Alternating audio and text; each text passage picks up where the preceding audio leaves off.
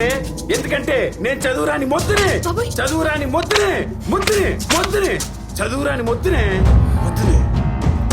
నాన్న ఏంటి నాకు ఈ కర్మ? 7th లో 1 1 1, 10th లో 1 2 3, ఎంసెట్ లో 1 1 1, ర్యాంకుల రారాజు. మీకు కావాల్సింది నాలాంటి చదువుకున్న అల్లుడు, హైలీ ఎడ్యుకేటెడ్ పర్సన్. అది కింద చూస్తూ కూడా చెప్పొచ్చు కదా బాబు, తన్నుకుంటూ వచ్చి చెప్పాలా? బలుపు చదువుకున్నారన్న పొగరు. ఇలాంటోడు అల్లుడైతే మీ కూతురు లైఫ్ ఎలా ఉంటుందో తెలుసా? ఓసే ఎంసెట్ 30,000 పక్కింటి ఆవిడ వచ్చింది చూడు.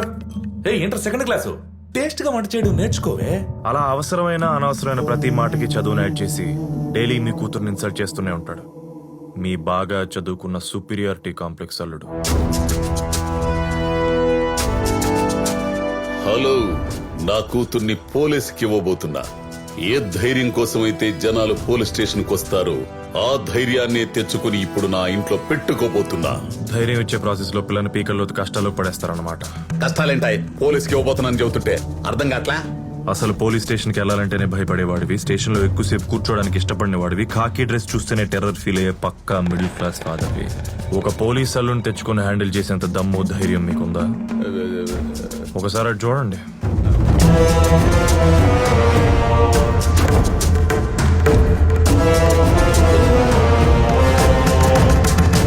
మీ కూతురికి మాత్రమే పంచాల్సిన ప్రేమను ఇలా 10 మందికి ప్రైవేట్ గా పనిచేస్తే ఆపే సత్తా మీలో ఉందా?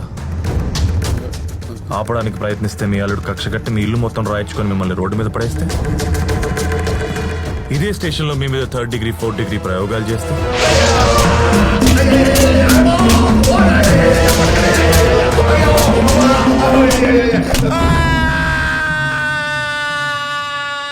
గోపాలం ఏంటి అల్లరి? ఏదో సంబంధం గురించి మాట్లాడడానికి వచ్చామన్నారు. అవును బాబు, మా అమ్మాయికి అన్నలేని లోటు తీరుస్తారని అయిపోయిన రాఖీ పండక్కి భోజనానికి పిలుద్దామని వచ్చాను బాబు మిమ్మల్ని. ఎట్టా అయిపోయిన రాఖీ పండగకి ఇప్పుడు పిల్లలకు వచ్చావా? మీరు తప్పనిసరిగా రావాలి. ఓ మొద తిని మమ్మల్ని అందరినీ ఆశీర్వదించ తపన తపన పాండ్ర తండ్ర నేను లేండి వెళ్దాం. ఉంటానయ్యా. మీరేదో బొమ్మరలో ఫాదర్ అనుకున్నాను గానీ ఒక్కళ్ళలో విలన్. కూతురు మీద ప్రేమ నటిస్తూనే పగ తీర్చుకుంటున్నారు కదా. నా కూతురు మీద నాకు పగేంటయ్యా? మరి మీరు చూసే సంబంధాలు చేసే పనులు అలాగే ఉన్నాయి. ప్రేమించినోడికిచ్చి పెళ్లి చేయకుండా సాఫ్ట్వేర్ తప్పించి మిగతా అన్ని రంగాల్లో పెద్ద తురుంగాళ్ళు ఉన్నట్టు ఒక అగరబత్తి సంచేసుకుని 3 ముక్కలోళ్ళు వేసుకుని తిరుగుతున్నారు. ఒకటి గుర్తు పెట్టుకోండి అంకుల్, మీరు నా మీద కోపంతో చూసే ఆప్షన్స్ నాకంటే బెస్ట్ ఏం కాదు. మీకున్న భయానికి పుచ్చులో బెస్ట్ ఎత్తుకుంటూ వెళ్ళి అల్లుడిని కొందాం అనుకుంటే మీ చేతిలో ఉన్న డబ్బులకు మీ లైఫ్ సరిపోదు. పోనీ మీ కూతురు చూస్ చేసుకుందాం అనుకుంటే తను కూడా నాతో 3 years రిలేషన్షిప్ లో ఉంది. మీరు పొరపాటుని విషయం దాచేసి ఎవడో ఎర్రి పుష్పం చేతిలో తన్ని పెడితే వాడు ఏదో ఒక రోజు మా ప్రేమ కథా చిత్రం తెలుసుకుని తన్ని బయటికి తోసేస్తాడు, చేతిలో ఒక బిడ్డను పెట్టి. అప్పుడు మీకు వచ్చే ఏడుపు లైఫ్ లాంగ్ ఉంటుంది అంకుల్. అందుకే చెప్తున్నాను, మీ టెంపరీ ఆనందం కోసం మీకు నచ్చినోని తీసుకొచ్చి తనకు పెళ్లి చేసి లైఫ్ నాశనం చేస్తారు, లేదంటే పర్మనెంట్ హ్యాపీనెస్ కోసం ఇప్పుడు టెంపరీగా బాధపడి మా ఇద్దరు పెళ్లి చేస్తారు. నీ ఇష్టం.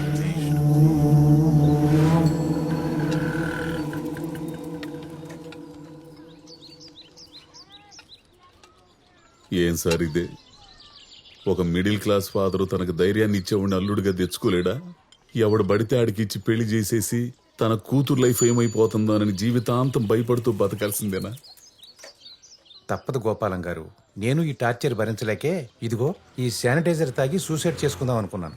కోటి, నీకు అసలు బుద్ధుందా? ఆయన పరిస్థితి ఏంటి, నీ మాటలేంటి? జరిగినవన్నీ చెప్పి భయపెట్టేస్తావా? నీకు గుర్తుందా ఆ రోజు మీ అమ్మాయి పెళ్లి చూపుల తర్వాత ఇలాగే టీ స్టాల్ దగ్గరకు వచ్చి కూర్చున్నావు. మాట్లాడుతూ హర్ట్ అయ్యి హార్ట్ అట్టు పడిపోయావు. ఆ టైంకి అంబులెన్స్ వచ్చింది కాబట్టి బతికిపోయావు.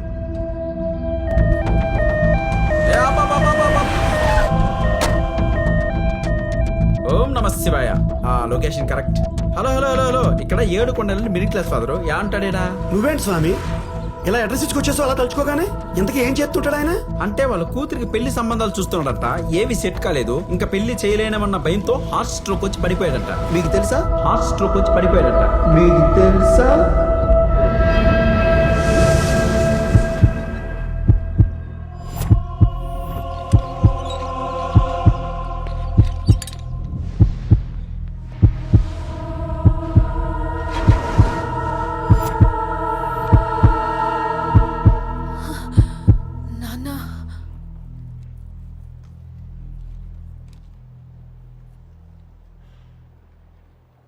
చాలా కష్టం అంటారనుకుంటానమ్మా. అసలు ఇది ఎలా జరిగింది? ఎలా ఏంటమ్మా, వాడే నిన్ను ప్రేమించిన ఆ ఎదవ, వాడు పెట్టిన భయానికే పొద్దున్నుంచి ఫోన్లు కొట్టి కొట్టి కొట్టి వచ్చిన సంబంధాలను చెడగొట్టి మాటలతో హింసించేశాడు. ఇలా ప్రాణాల మీద తీసుకొచ్చాడు. చూసావా, నీ ప్రేమ నీ తండ్రిని చంపేస్తుంది. అందుకే మేము నెత్తి నోరు కొట్టుకుని చెప్పేది, ఇలాంటి పోరంబోకు ఎదవల్ని ప్రేమించి మా ప్రాణాల మీద తీసుకురావద్దని. మీరు వింటేగా, అంతా మా కర్మమ్మా, మా కర్మ.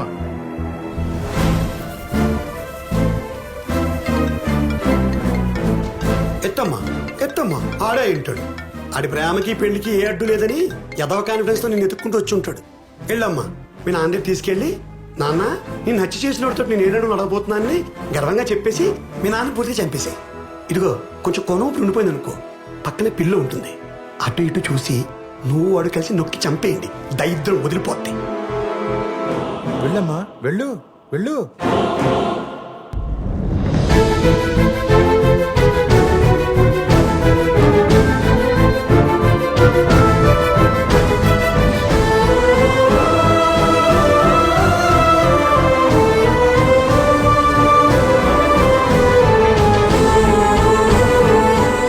పద్దు, నీకేమైనా పిచ్చి పట్టిందా? మా నాన్నని చంపేస్తావా? అరే నేనేం చేశాను? ఇంకేం చేయాలి? ఆయన్ని చావు దాకా తీసుకొచ్చావుగా. పద్దు, you got it all wrong. Just shut up. I know what you did to him. నేను పెళ్లి చూపులు ఇష్టం లేదన్నంత మాత్రాన ఆయన్ని చంపమన్నట్టు అర్థమైందా నీకు? ఏయ్, చంపడం ఏంటబ్బా? ఏం మాట్లాడుతున్నావు? ఇంకేంటి, ఆయన ఎందుకు అలా భయపెట్టావు? నేనెక్కడ భయపెట్టాను పద్దు? ఫ్యాక్ట్స్ చెప్పాను. ఆయన కావాల్సిన రిక్వైర్మెంట్స్ కి ఆయన కోరుకున్న అల్లుడు దొరకడు, నన్ను అర్థం చేసుకుని మనకు పెళ్లి చేయమని అడిగాను అంతే. ఇది చాలదా ఆయన వీక్ హార్ట్ హర్ట్ అవడానికి?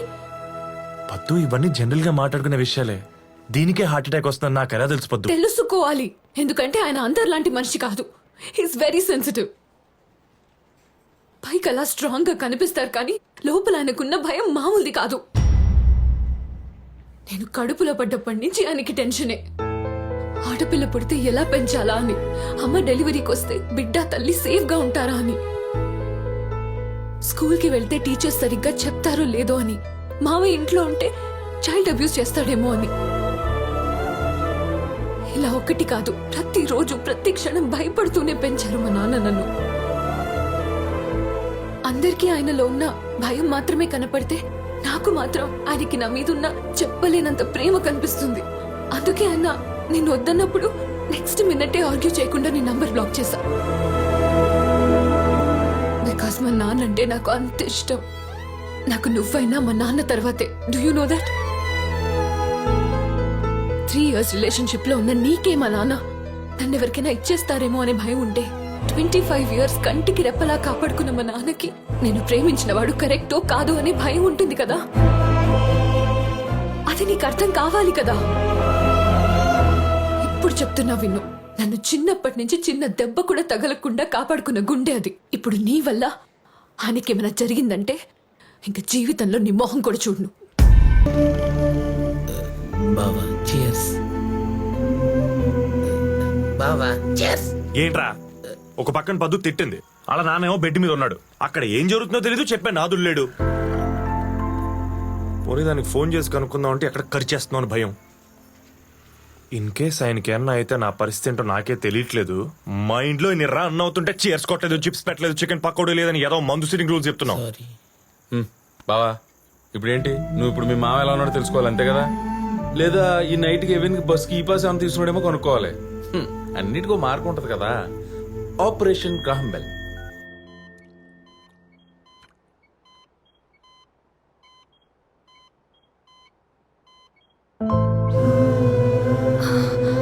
నానా నానా మీకేం కాలేదు, జస్ట్ హార్ట్ వాల్వ్ బ్లాక్ అయితే స్టెంట్ వేశారు అంతే. 2 days లో ఇంటికి వెళ్ళిపోవచ్చన్నారు. అవునండి, యాస్టీస్గా మీరు మళ్ళీ నా వంటలు తినొచ్చు. మీకోసం కొత్త వంటలు కూడా నేర్చుకున్నాను. ఇంకా ప్రయోగాలు మీ మీదే. అమ్మ బయటపడ్డారు కాబట్టి వంటలు ప్రయోగాలు అంటున్నారు. ఒకవేళ పోయి ఉంటే కర్రీ పాయింట్ ఎట్టుకోవాల్సి వచ్చేది. ఓ పాలసీ కట్టమని చెప్పండి అమ్మా. అరే మూర్తి, ఎందుకురా భయపెడతావు? నాకేమైనా జరిగితే కదా తనకు జరగటానికి. ఈ స్టంట్ వల్ల నాకు క్లారిటీ వచ్చింది, మా ఇద్దరివి సేమ్ జాతకాలని. నా జీవితంలో 4 రోజులు ముందు జరిగింది, తన జీవితంలో 4 రోజుల తర్వాత జరుగుతుంది. నాకు తెలిసి మా చావు కూడా 1 నెల అటిటే. ముందు నేను పోతాను, 1 నెల తర్వాత తను పోతాడు, గ్యారెంటీ. అంకుల్ ఇప్పుడు అలాంటి నెగటివ్ మాటలు అవసరమా చెప్పండి మీకు?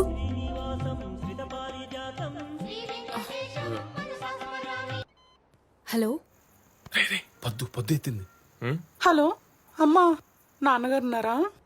ఉన్నారు. నాన్నగారికి హార్ట్ సర్జరీ అయింది. మీరు?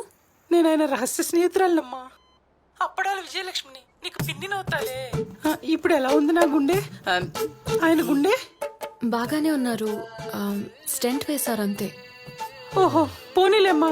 నేను మొక్కుకున్న మొక్కులు వృధా కాలేదన్నమాట. మనిషి లేచి వచ్చాడన్నమాట. అబ్సల్యూట్లీ. ఆయన లేచాక ఆయన బేస్ వాయిస్ తో ఫస్ట్ మాట్లాడే మాటల తోటలన్నీ ఫస్ట్ నా చెవుల్లోనే పేలాలి. చెప్తావా? అలాగే. ఏమండి, ఫోన్లో ఎవరు? మిమ్మల్నే. మరీ అంత రాగాలు తీయడం అవసరమా? ఆయన బాగానే ఉన్నాడు కదా. నెక్స్ట్ ఏంటి? దానికో స్కెచ్ చేశాను. ఆయన డిశ్చార్జ్ అవగానే ఛార్జ్ తీసుకుందాం. ఓకే.